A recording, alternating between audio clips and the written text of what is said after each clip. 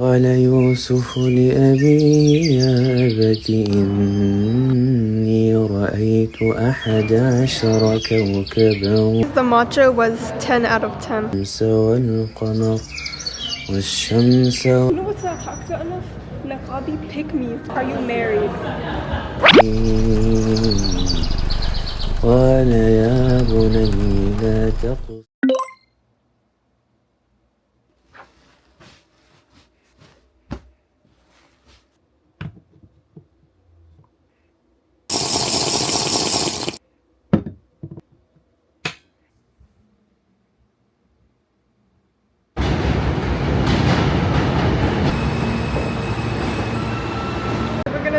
Spend a day with me in New York City.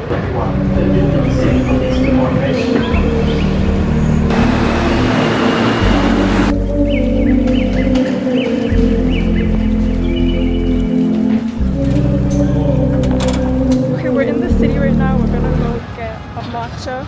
It's actually good weather right now. It's gonna get like hot later. I haven't been to the city in a minute. Bro, why am I niqab doing that?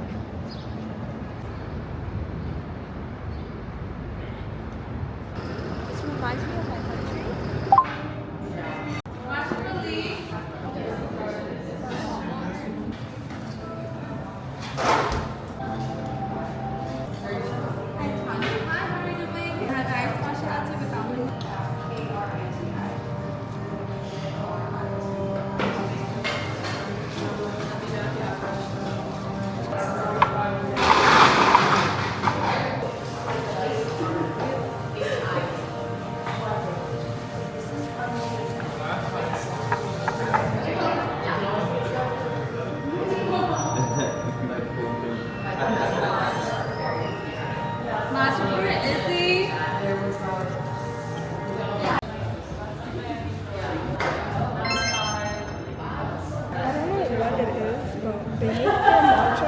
So good. I'm sorry about the background noise. I cannot find my microphone.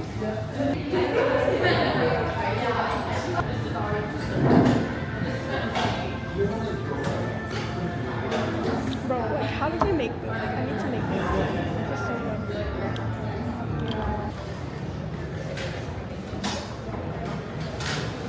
Okay, while we're at it, I'm gonna do a Q&A that I posted on Instagram and then I forgot to answer it. Why matcha tastes like henna? You're not having good matcha, bro. Like this. She definitely said that. She didn't. That was shocking. How do you balance school, deen, and content creation? So when I used to do like Islamic reminder videos, I would do my content creation more at night because that's when I would be free from like all my homework and I'd be done with everything. And then I would do my homework when I come home from school, which is around like 2 or 3. Okay, future Noor editing here. I'm not sure what happened, but the audio did get cut off. So I'm gonna continue what I meant to say here. For me personally, school always comes first during the day. So once I get home, I try to finish all my homework and responsibilities. Then at night is usually where I focus on content creation, and that could be like filming, editing, getting new ideas. Could literally just be anything to do with content. Of course, between all of that, I make sure I prioritize my salām and make time for Islam, because at the end of the day, deen comes before everything. And I think people assume balance means doing everything perfectly, but I feel like it really just means to organize your priorities and understanding what deserves your attention first. And you honestly have more time than you think. It's really just about knowing how to use it better. Is it important to have a true friendship that will invite you to the truth and heaven of Allah? Definitely 100%, because your friends affect who you are. Like, even if you think like, oh, I'm not gonna be inspired by them, but they definitely have a lot of influence on you. I remember before I became niqabi, I did not have like the best friend group. They weren't bad, but be with people that bring you closer to your religion. After I became a niqabi, I ghosted all of them.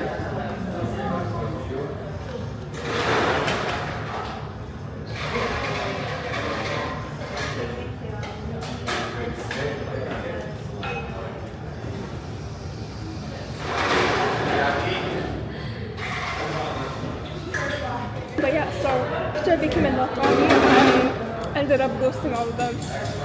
And I made new friends, and here we are. Have you ever been in a situation where Allah gave you a friend who was accepting? Yes. I have made other niqabi friends, like ever since I became niqabi, but they were so fake. Like, it's okay. You know what's not talked about enough? Niqabi pick-me's, bro. You know how? Oh my god. I feel like nobody talks about that.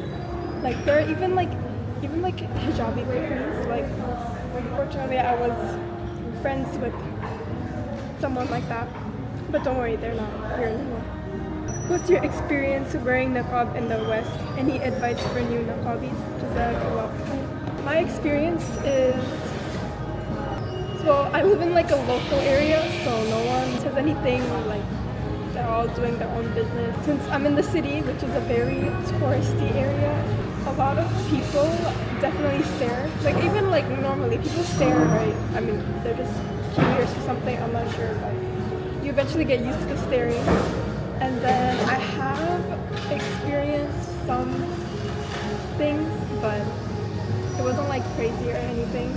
And it usually happens when I'm in the city. Like, I remember I went to Times Square this one time. The amount of stares because of the tourists. One thing to keep in mind is that people are gonna judge you either way. Because even if I wasn't in niqabi, even if I wasn't hijabi, even if I wasn't Muslim, people will always find a reason to hate, unfortunately. So you just have to learn to stop caring about what others will say. And you should remember the reason why you are wearing the niqab or hijab. At what age did you start wearing hijab before niqab? I started wearing hijab in 4th grade, so I was like, what, 9, 8 or 9? Something like that. Are you married? Girl, be for real. How does it feel to have such an intelligent, successful sister? It feels amazing because I can like, I get to use all her stuff and like, I don't gotta buy stuff. That's really what I be doing, bro. What qualities do you think are important in your life partner? I'm assuming this is talking about like getting married. I would say, you know, they have to have important akhlaq. They have to have good character. They have to have, like, they should have like, what do you call it? Like, what's the name? Like, you pursue stuff. They have goals, and you know, they're not just sitting around all day playing games or something. And they have to be active. They should be active. Do you go to school with niqab? Yes, I do. Are you hafida? No, but inshallah I am working to become one. Hopefully by the end of this year. I want to quit listening to music, but I'm not able to. Could you suggest something else? Okay, so in my experience with music, I'll be honest with you guys, I did used to listen to bro, I used to listen to like drill and rap. The way I stopped, I think it was like during Ramadan of when I was in 9th grade, right? My freshman year of high school. In Ramadan, I didn't want to listen to music or anything, so I just stopped. And I feel like ever since then, I've just stopped listening to music, and I started listening to like nasheeds, and you can also listen to like, if you're doing work, you can listen to, what do you call it? White noise. I love white noise, it's so good. I also have a Quran playlist, so I'm gonna put that in the description if you guys wanna check that out. Where would you make hijra to? Medina. I just wanna move there so bad. Like, imagine having your kids grow up in like that Muslim environment. It would be so amazing. You know, like there, like it's normal to do shopping at night. Like they go at like 2 a.m., 3 a.m. Like that's normal, yeah. I remember when I was in Mecca, I went shopping at like 12 a.m. and we like bought so much stuff. Everything was open, everyone was like outside. Tips on creating an account like yours and how to grow as a 16-year-old. Okay, so if you guys don't already know, I started my social media journey when I was 14, so 3 years ago. The biggest advice I would give you is to just stay consistent. There was so much inconsistency at that time, and even now, I'm still very inconsistent and I'm trying to get back on it. Consistent is probably like the biggest thing. Like even if your videos don't do good, or if you get like 10 likes or something, I promise you it doesn't matter. Just stay consistent and just keep going. Eventually, you will see progress. Alright, I think I'm gonna save the rest for another YouTube video. Girl, you know what I hate? You know the noise when you're almost done and it makes like that slurp noise? I hate that. It makes me throw up. It's like, I feel like I'm drinking air or something. Bro, my niqab is being Islamophobic right now. We're going to Muji because I can't even do my notes no more because I don't have, all my pens ran out of ink. I like how it's so quiet. Like, I think it's because everyone's at work. Is it closed? Hold on. Oh. Yeah. So I needed black.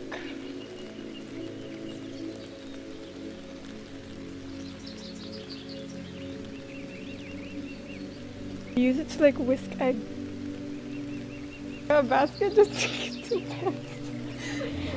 Wait, I like this design. Like plated.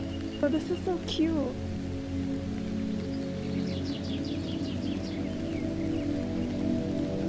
Ooh. Smell. Oh, that one smells good. It smells nice. Smell it? No.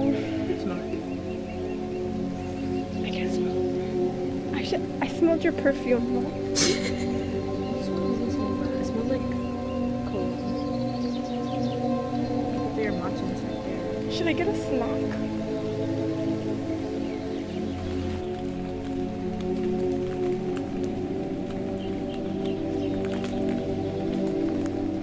Booster. What does this mean?